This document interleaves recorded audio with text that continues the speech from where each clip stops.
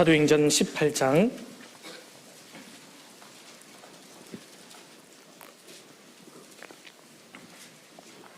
5절입니다. 5절.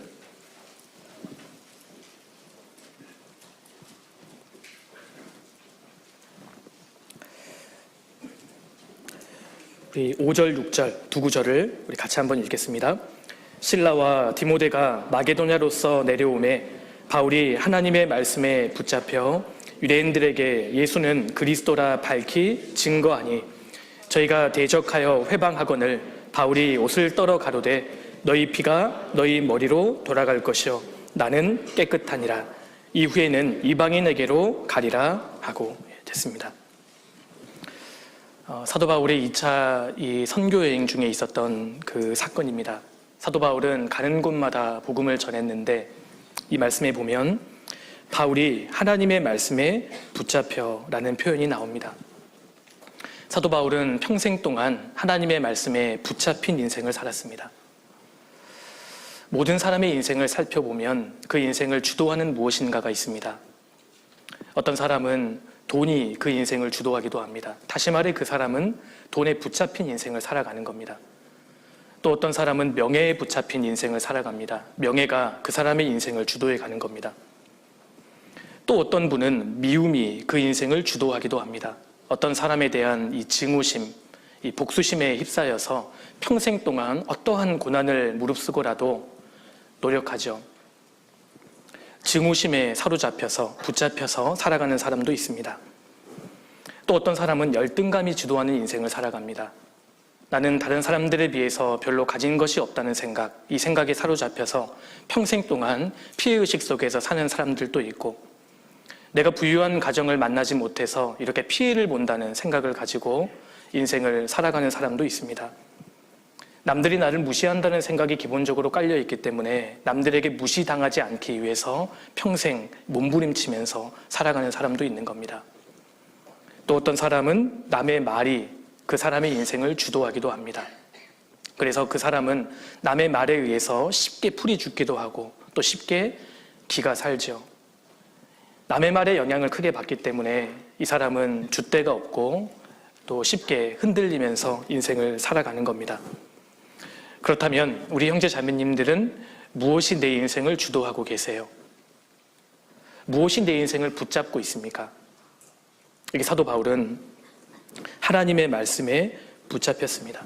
하나님의 말씀이 사도 바울의 인생을 주도했다는 뜻입니다. 우리가 그렇게 되어야 합니다. 하나님의 말씀이 내 인생의 방향을 결정하고 하나님의 말씀이 내 인생의 가치관을 결정해야 한다는 겁니다. 하나님의 말씀에 붙잡힌 인생, 이것이 우리가 살 길입니다. 하나님의 말씀은 아주 신비하고 또 살아있기 때문에 어떤 사람이 하나님 말씀을 간절히 붙잡으면 시간이 지나면 하나님의 말씀이 그 사람을 완전히 사로잡습니다. 우리가 그렇게 될 수 있다면 얼마나 좋겠습니까? 이 성경을 젊은 시절에 이 청년의 때에 배운다는 것은 정말 큰 축복이라고 할 수 있습니다. 젊은 시절에 구원을 받은 사람은 하나님께 쓰임받기에 유리한 위치에 있습니다. 왜냐하면 그만큼 하나님의 말씀을 자세하게 익힐 수 있기 때문입니다. 성경을 보면 그리고 2000년 이 교회사를 보면 하나님께 쓰임받은 사람들이 있고 하나님께 귀하게 쓰임받은 사람들이 있습니다. 그런데 하나님께 더 크게 귀하게 쓰임받은 사람들을 보면 하나같이 10대, 20대의 구원을 받은 사람들, 늦어도 30대에 구원받은 사람들이 대부분입니다. 어린 나이에 하나님을 알고 구원을 받고 하나님 말씀을 바르게 익힐 수 있는 사람, 이 준비하는 사람은 하나님께서 더 크게 귀하게 사용하실 수 있는 겁니다. 남유다의 요시야 왕도 10대 때부터 하나님께 쓰임을 받았잖아요. 한번 찾아보겠습니다. 역대하 34장입니다.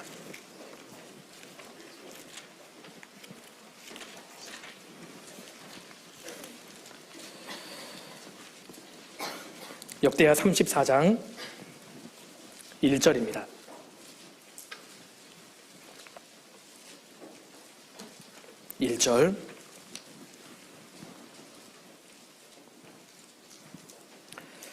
요시야가 위에 나아갈 때에 나이 8세라 예루살렘에서 31년을 치리하며 여호와 보시기에 정직히 행하여 그 조상 다윗의 길로 행하여 좌우로 치우치지 아니하고 오히려 어렸을 때 곧 위에 있은 지 8년에 그 조상 다윗의 하나님을 비로소 구하고 그 12년에 유다와 예루살렘을 비로소 정결케 하여 그 산당과 아세라 목상들과 아루새긴 우상들과 부업 만든 우상들을 제하여 버리매. 여기 남유다의 16번째 왕이었던 요시야 왕이 8살의 왕위에 오릅니다. 그리고 위에 있은 지 8년에 16살에 하나님을 비로소 구하고 그 12년에, 그러니까 20살입니다. 20살 때에 유다와 예루살렘을 비로소 정결케 했다. 요시야 왕이 하나님을 구하고 20살이 되었을 때에 신앙을 개혁합니다. 하나님이 그것을 보셨잖아요. 다니엘이 하나님 앞에서 뜻을 정할 때가 15살에서 17살 사이로 추정이 됩니다. 젊은 시절에 주님을 위해서 뜻을 굳히는 것이 아주 중요합니다. 사무엘도 10살 미만에 하나님을 구하고 하나님을 섬기기 시작했습니다. 우리가 잘 알고 있는 다윗도 마찬가지죠. 다윗도 어렸을 때부터 하나님을 알고 하나님을 구했던 사람입니다. 우리 시편 71편 넘겨보겠습니다. 시편 71편입니다.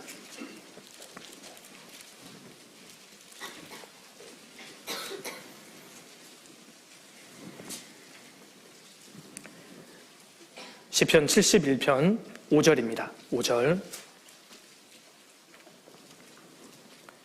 같이 읽겠습니다. 주 여호와여, 주는 나의 소망이시여 나의 어릴 때부터 의지시라. 다윗은 어릴 때부터 주님을 의지했습니다. 그리고 17절입니다. 하나님이여, 나를 어려서부터 교훈하셨으므로 내가 지금까지 주의 기사를 전하였나이다. 하나님이여, 내가 늙어 백수가 될 때에도 나를 버리지 마시며 내가 주의 힘을 후대에 전하고 주의 능을 장래 모든 사람에게 전하기까지 나를 버리지 마소서. 다윗은 어려서부터 성경을 배우고 하나님의 가르침을 받았고 그 결과 어려서부터 주님을 의지했습니다. 다윗에게는 7명의 형들이 있었습니다. 그런데 믿음의 아버지 이새가 하나님 말씀을 가르칠 때 그 말씀을 가장 주의 깊게 들었던 사람이 다윗이었습니다. 다윗은 어려서부터 하나님을 사랑했고 하나님을 의지했던 사람입니다. 하나님이 그 사람을 귀하게 사용하셨습니다. 야곱에게는 12아들이 있었는데 그 중에서 아버지 야곱으로부터 하나님 말씀을 가장 주의 깊게 들었던 사람이 요셉입니다. 10명의 형들보다 요셉은 아버지 야곱을 친근히 하고 아버지로부터 하나님 말씀을 주의 깊게 들었습니다. 틀림없이 그렇게 했을 겁니다. 왜냐하면 요셉에게는 믿음이 있었기 때문입니다. 어려서부터 하나님을 알고 하나님의 말씀을 듣기를 좋아하고 하나님을 의지했던 사람이 요셉인 겁니다. 그래서 13년 동안 그 처절한 고난의 과정 속에서 믿음을 유지하잖아요.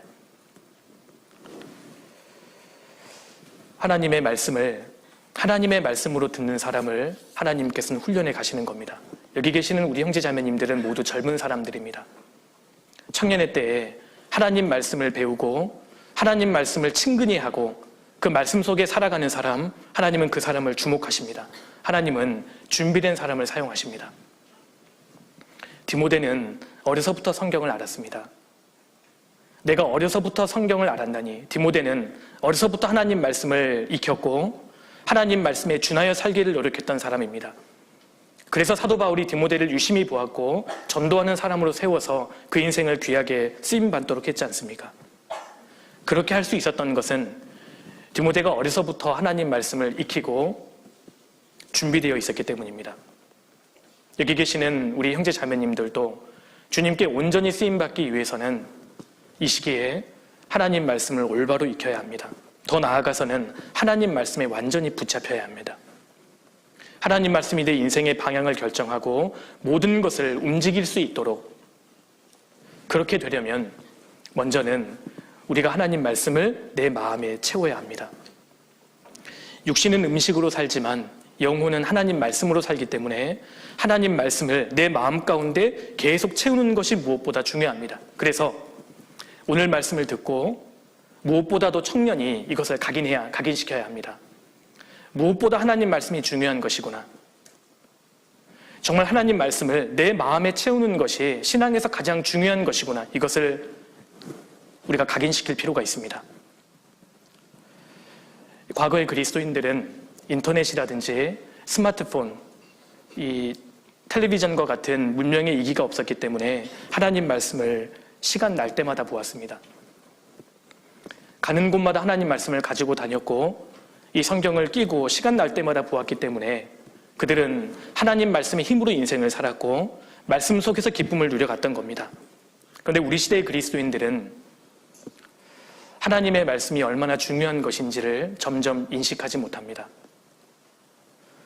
하나님 말씀 외에도 내 마음 가운데 채워져 있는 세상의 것들이 너무나 많기 때문에 하나님 말씀이 얼마나 중요한 것인지 이 인식이 점점 흐려지는 겁니다. 그래서 모든 말씀으로 살 것이라 결국 우리의 인생은 이 말씀에 붙잡힌 인생이 되어야 합니다.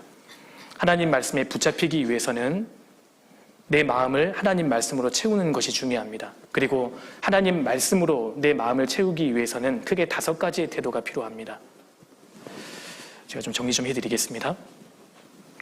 하나님 말씀을 내 마음 가운데 채우기 위해서는 크게 5가지의 태도가 필요한데요. 첫 번째, 하나님 말씀을 읽어야 합니다. 첫 번째는 이제 읽기입니다. 그리고 두 번째는 하나님 말씀을 잘 들어야죠. 듣기. 그리고 세 번째는 하나님 말씀을 내 마음속에 간직하는 암송. 이게 세 번째 태도이고요. 네 번째는 하나님 말씀을 이제 공부하는 겁니다. 연구하는 것. 그리고 마지막 태도는 이제 그 하나님 말씀 앞에 자신을 굴복시키는 이 순종의 태도가 있습니다. 순종. 하나님 말씀을 내 마음 가운데 채우는 기본적인 이 5가지의 태도입니다. 이 5가지의 태도를 중심으로 하나님 앞에 합당한 자세가 무엇인지 오늘 좀 말씀을 드릴까 합니다.